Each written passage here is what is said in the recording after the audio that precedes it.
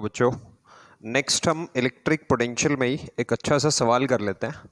उसके बाद हम लोग पढ़ेंगे relation between electric field and electric potential. तो अभी के लिए जो सवाल है हमारा उस पर आप ध्यान दें कि गिवन है आपको एक डिस्क, गिवन है आपको जिसकी की radius let suppose R given है आपको, और इसका जो चार्ज डेंसिटी है वो आपको गिवन है sigma coulomb per metre square. ऐसे ही आपको एक डिस्क गिवन है, आप ऐसा समझिए कि जिसका जो रेडियस है वो कितना है, वो आर रेडियस है। ठीक है जी, ये इसका सेंटर है। आपसे पूछा क्या गया है क्वेश्चन में, आपसे पूछा गया है क्वेश्चन में कि आप इसकी एक्सिस के अंदर से, एक्सिस के ऊपर से जो पॉइंट पास होता है, और पॉइंट कहाँ लाई कर रहा है, पेरीफ्री पे लाई कर रहा है। मतलब पेरीफ्री पे कोई भी पॉइंट है, कहीं भी ले लीजिए आप इसको। तो आपको क्या करना है, इस डिस्क के कारण, पूरे डिस्क के कारण पी पॉइंट पर क्या बताना है, नेट पोटेंशियल बताना है। सवाल आपका ये है कि you need to find net potential at point P. ये आपको फाइंड करना है क्वेश्चन में। मेरे ख्याल से सवाल सबको समझ आ गया होगा, तो मैं बहुत ज़्यादा टाइम नहीं लूँगा, मैं जल्दी जल्दी से इसको एक्सप्लेन कर देता हूँ, ऐसे बहुत लेंथी हो जाएगा। तो सबसे पहले आप ये चीज़ सोचिए कि जो क्वेश्चन है, question is related to continuous charge distribution. और अगर कंटिन्यूअस चार्ज डिस्ट्रीब्यूशन से रिलेटेड क्वेश्चन है तो आपको क्या लेना पड़ेगा, एलिमेंट कंसिडर करना पड़ेगा। तो एलिमेंट जो लेने का तरीका है वो एक यूनिक तरीका है इस क्वेश्चन में, आप उसको समझिए। आप उसको इस तरीके से समझिए कि मान लीजिए आपने क्या काम किया, आपने किसी भी आर रेडियस पे जाकर के, स्मॉल आर रेडियस पे जाकर के क्या ले लिया, एक डी आर विड्थ का एक रिंग कंसीडर कर लिया। रिंग तो नहीं होगा ये टोटल, ये क्या होगा जी, एक रिंग का आर्क होगा, क्योंकि गिवन ज्योमेट्री जो है आपको वो 3D नहीं है, वो 2D है इस क्वेश्चन में। तो ये क्या बन गया, एक आर्क बन गया। हमने जो आर्क लिया है वो कुछ इस तरीके से लिया है कि हमने पी पॉइंट से इसकी जो दूरी ली है वो कितनी ली है, वो स्मॉल आर है। आप कुछ इस तरीके से इमेजिन कर सकते हैं इसको कि इसकी हर तरफ की ये दूरी कितनी है, वो स्मॉल आर है। मतलब कुछ इस तरीके से आप इसको इमेजिन करिए कि जो पॉइंट पी से एलिमेंट का हर पॉइंट है उसकी जो दूरी है वो कांस्टेंट है, और वो कितनी है, लेट्स सपोज आर है। और हम लोग ऐसा मान लेते हैं कि लेट्स सपोज कि ये जो एंगल है वो कितना बन रहा है, वो थीटा एंगल बन रहा है। और इसकी जो मोटाई है रिंग की, रिंग नहीं बल्कि रिंग की आर्क जो लिया आपने, उसकी मोटाई कितनी है, वो डी आर मोटाई है। तो अगर ये डिस्क क्या थी, यूनिफॉर्मली चार्ज्ड थी, तो इसके ऊपर क्या हो जाएगा, डी आर विड्थ का जो आर्क है उसके ऊपर सबसे पहले क्या आ जाएगा, एक स्मॉल चार्ज डी क्यू आ जाएगा। तो डी क्यू हम लोग क्या करेंगे, फाइंड करेंगे इस वे में। उससे पहले मैं आपको एक चीज पूछता हूं कि अगर आपसे कोई क्या पूछ ले, आर्क की लेंथ पूछ ले, मतलब इस आर्क की यहां से लेकर यहां तक की अगर आपसे क्या पूछ ली जाए, लेंथ पूछ ली जाए, तो इसको जनरली आप कैसे सॉल्व करते थे, मतलब इसको आप ऐसे सॉल्व करते थे कि ये कोई सर्कुलर पाथ, इसमें आर रेडियस, ये सेंटर रहा होगा कहीं, और अगर ये आर रेडियस है, ये भी आर रेडियस है, ये एंगल थीटा है, तो ये जो आर्क बनता था आपका, इस आर्क की जो लंबाई होती थी, लेट्स सपोज एल हम ले लेते थे उसको, तो उस एल को हम लोग कैसे लिखते थे, उस एल को हमारे पास लिखने का तरीका होता था एल इज इक्वल्स टू कितना, आर थीटा। तो आप सेम चीज यहां पर भी इमेजिन करिए कि पॉइंट बिल्कुल सिमेट्रिकल लिया है आपने, तो ऊपर का एंगल अगर थीटा है तो एंगल नीचे का भी थीटा ही है। तो ऊपर वाले यहां से लेकर यहां तक के पार्ट की जो लंबाई होगी वो कितनी होगी, स्मॉल आर थीटा। नीचे वाले पार्ट की लंबाई भी कितनी हो गई है, वो स्मॉल आर थीटा। तो इस क्वेश्चन में मैं आपको बोल सकता हूं कि जो लेंथ ऑफ आर्क हो गई है टोटल, वो कितनी हो गई है, वो 2 आर थीटा हो गई है। तो हमें सबसे पहले नोट करना है कि what is the length of arc. Arc की लेंथ जो होगी वो कितनी होगी है, दैट इज आर इनटू कितना, 2 थीटा। तो ये हमारे पास क्या आ गई है, लेंथ आ गई आर्क की। तो अब हम क्या लिख पाएंगे, इसके ऊपर चार्ज डी क्यू लिख पाएंगे। चार्ज डी क्यू को लिखने का जो तरीका रहेगा वो simply that is sigma into कितना होगा, डी ए। तो जो डी क्यू चार्ज है उसको लिखा जाएगा सिग्मा एज इट इज। अब आप इसका एरिया देखिए, इस स्ट्रिप को अगर आप सीधा कर लें, ऐसे सीधा कर लें बिल्कुल, तो जो इसका एरिया बनेगा वो कितना बनेगा, वो लंबाई इंटू चौड़ाई बनेगा। तो इसकी लंबाई कितनी है जी, इसकी लंबाई कितनी है, that is small R 2 theta. एक चीज नोट करिए, ये आपने स्मॉल आर का रेडियस लिया है, इसका कैपिटल आर का नहीं लिया है। कैपिटल आर हमारा डिस्क का रेडियस है। तो ये कितना हो गया, that is R 2 theta into इसका मोटाई कितना है जी, दैट इज डी आर। तो ये हमने क्या लिख लिया, ये छोटा सा चार्ज क्या लिख लिया, डी क्यू लिख लिया अभी आपने, ठीक है जी। और अगर ये चार्ज डी क्यू लिख लिया आपने, तो इसके कारण जो स्मॉल सा पोटेंशियल बनेगा पी पॉइंट पर, उसको क्या लिखेंगे आप, that is simply, that is कितना, के डी क्यू बाय कितना लिखेंगे, सिंपली ये कितना हो जाएगा, के डी क्यू बाय आर हो जाएगा। तो के को लेट सपोज ऐसे का ऐसे रखा मैंने, डी क्यू का वैल्यू कितना है, दैट इज सिग्मा इनटू कितना 2 आर थीटा इनटू कितना आ गया जी, ये डी थीटा नहीं है, ये डी आर है आपका, ठीक है जी। अपॉन कितना आ गया, आर आ गया, तो आर ने आर को कैंसिल कर दिया। तो स्मॉल सा potential small charge D Q के कारण कितना लिखा गया, उसको लिखा गया दैट इज के into sigma into 2 theta into कितना हो गया है, आर डी आर हो गया। ये अपना क्या आ गया, स्मॉल सा पोटेंशियल आ गया स्मॉल चार्ज डी क्यू के कारण। और जो चार्ज डी क्यू है वो किसके ऊपर है, वो इस आर्क के ऊपर है, जिसकी की लंबाई कितनी है, दैट इज आर 2 थीटा, और मोटाई कितनी है इसकी, आपने मान ली है डी आर। अब आप समझिए इस क्वेश्चन को, एक चीज आप नोट करिए इस क्वेश्चन में, क्या कि जो स्मॉल आर है और जो क्या है थीटा है, वो दोनों ही चीजें यहां हमारे इस एक्सप्रेशन में इन्वॉल्व हैं। और अगर हम इस एक्सप्रेशन को मतलब इस ज्योमेट्री को बहुत अच्छे से एनालाइज करें, देन वी विल फाइंड कि आर और थीटा ये दोनों के दोनों क्या हैं, वेरिएबल हैं। Both R variable here, variable here. तो ये दोनों के दोनों क्या हैं, वो वेरिएबल हैं। और अगर ये दोनों के दोनों क्या हैं, वेरिएबल हैं, तो आपको इन दोनों के बीच में क्या करना पड़ेगा, कोई ना कोई रिलेशन एस्टेब्लिश करना पड़ेगा, सच दैट कि या तो आप क्या कर पाए, आर को थीटा की टर्म्स में ले पाए, या फिर इसका उल्टा कर लीजिए कि थीटा को किसमें इन्वॉल्व करिए, आर में इन्वॉल्व करिए, ताकि मैं इस एक्सप्रेशन को क्या कर पाऊं, सूटेबल लिमिट्स के अंडर मतलब क्या कर पाऊं, इसको इंटीग्रेट कर पाऊं। क्योंकि इंटीग्रेशन तो किसी एक ही वेरिएबल के रिस्पेक्ट में करेंगे ना आप। अगर दोनों वेरिएबल के रिस्पेक्ट में करेंगे तो ये क्वेश्चन तो आपके बस से बाहर ही हो जाएगा। ऐसा तो कुछ सिखाया नहीं गया आपको। तो ये चीज नोट करनी है आपको कि दोनों के दोनों क्या है, यहाँ वेरिएबल हैं। और वो वेरिएबल हैं कब, जब आप क्या कर रहे हैं, एलिमेंट का लोकेशन चेंज कर रहे हैं, तब वो वेरिएबल हैं।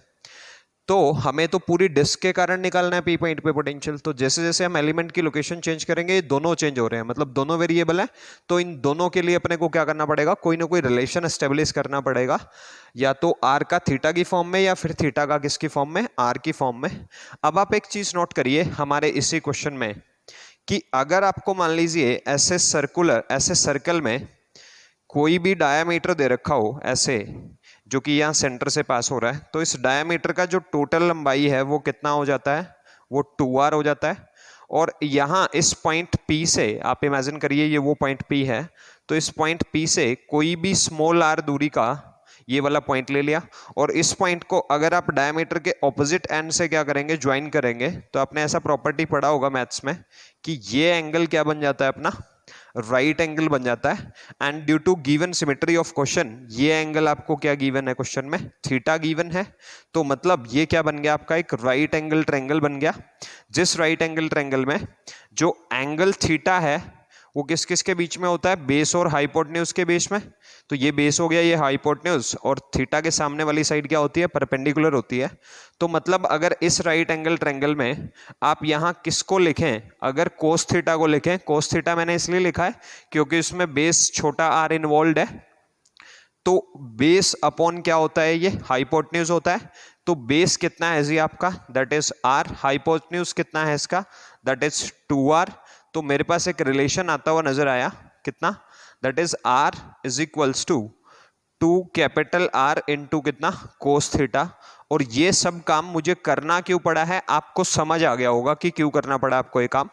आपको ये काम इसलिए करना पड़ा कि आपने R का वो किसकी फॉर्म में ले आए, थीटा की फॉर्म में ले आए। अब आप इस इक्वेशन को क्या कर लीजिए, दोनों तरफ क्या कर लीजिए, इसको डिफरेंशिएट कर लीजिए। अगर आप इस इक्वेशन को डिफरेंशिएट करते हैं देन यू विल फाइंड कि r का जो डिफरेंशिएशन आ गया वो कितना आ गया, दैट इज dr। यहाँ 2r क्या है, कांस्टेंट है, तो 2r एज इट इज लिख दिया। कोस थीटा का डिफरेंशिएशन क्या होता है, माइनस साइन थीटा, तो माइनस साइन मैंने बाहर निकाल लिया इनटू साइन थीटा, और थीटा का कितना हो गया जी, डी थीटा हो गया।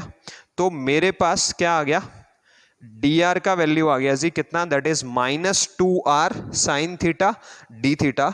अब आप नोट करिए एक चीज, क्या कि आपके पास dr का वैल्यू आ गया, तो dr का अगर वैल्यू आ गया तो मैं dr के वैल्यू को यहां कहीं लिख लेता हूं, फिर मैं आपको यहाँ एक्सप्रेशन करवा दूंगा। तो dr की वैल्यू आई आपके पास कितना, that is -2r sine theta into कितना जी, डी थीटा।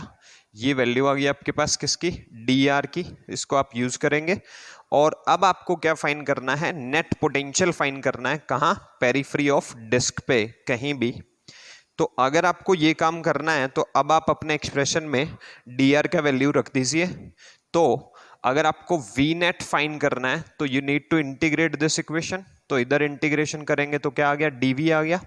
इधर पहले इंटीग्रेशन लिख देते हैं, that is k into sigma into कितना 2 थीटा इंटू, देखिए dr का वैल्यू लिखना है, तो dr का वैल्यू क्या है जी, दैट इज कितना 2r साइन थीटा इंटू कितना डी थीटा। अब आप इंटीग्रेशन का लिमिट देखिए, किसके रेस्पेक्ट में इंटीग्रेट कर रहे हैं आप, थीटा के रेस्पेक्ट में। The only variable is here is the only theta. तो अब आपको एक चीज इमेजिन करनी पड़ेगी, अगेन ये आपका डिस्क था और आपका जो पॉइंट है वो कुछ इस तरीके से यहाँ पॉइंट पे लिया आपने। आप समझिए कि आपने लेट सपोज ये वाला आर्क लिया, आप समझ करके देखिए बस इसको, कि लेट सपोज आपने ये वाला आर्क लिया, तो ये एंगल क्या हो जाएगा आपका, ये वाला एंगल यहाँ क्या कहलाएगा, ये वाली चीज क्या बन जाएगी आपकी, थीटा। और अगर मैं इसको बिल्कुल ही यहां लिखूं, ये वाला आर्क लूं, तो आप समझ सकते हैं कि यहाँ थीटा लगभग कितना हो जाएगा, 90 डिग्री हो जाएगा।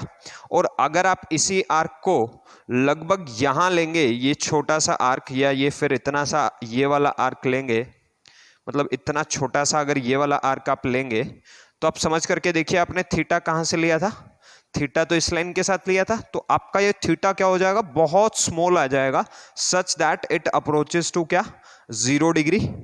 तो जो इंटीग्रेशन के लिमिट्स हैं वो आपको जरूर यहाँ थोड़े से कंफ्यूज कर सकते हैं, बट अगर आप समझ करके देखेंगे, डायग्राम को एनालाइज करेंगे, देन यू विल फाइंड कि यहाँ जो हमें इंटीग्रेट करना है एक्सप्रेशन को, वो कहाँ से कहाँ करना है, वो π/2 से लेकर कहाँ करना है, 0 तक करना है। आप इसको ये ना समझें कि सर ने हमें गलत पढ़ा दिया, 0 से π/2 होना चाहिए था। आप बहुत ध्यान से इस चीज को एनालाइज करेंगे, देन यू विल फाइंड कि जो इंटीग्रेशन के लिमिट्स हैं वो यहाँ क्या रहेंगे, π/2 से 0 तक ही रहेंगे। तो चलिए, जो नेट पोटेंशियल आपका आ गया V नेट, उसको क्या लिखेंगे, एक तो माइनस साइन आपने बाहर निकाल लिया, K को भी बाहर निकाल लिया, सिग्मा को बाहर निकाल लिया, 2 जा ये कितना हो गया, ये 4 को भी बाहर निकाल लिया, ये R भी जो है आपका वो बाहर आ गया। अंदर इंटीग्रेशन π/2 से कहाँ तक, 0 तक, वो किसका इंटीग्रेशन करना है आपको, दैट इज थीटा इंटू कितना साइन थीटा इंटू कितना डी थीटा।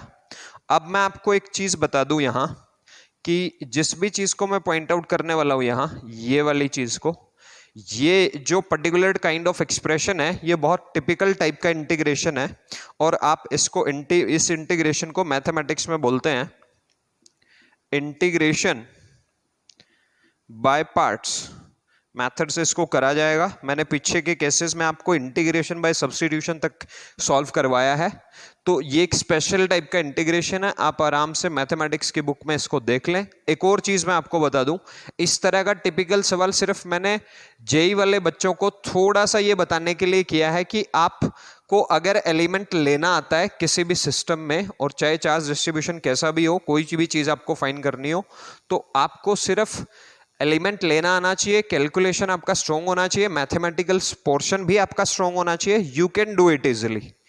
अब आप इस इंटीग्रेशन को खुद सॉल्व कर लीजिएगा, किसी बच्चे से ना हो तो पर्सनली आप मुझे इसके बारे में बताइएगा, I will definitely going to solve it for you.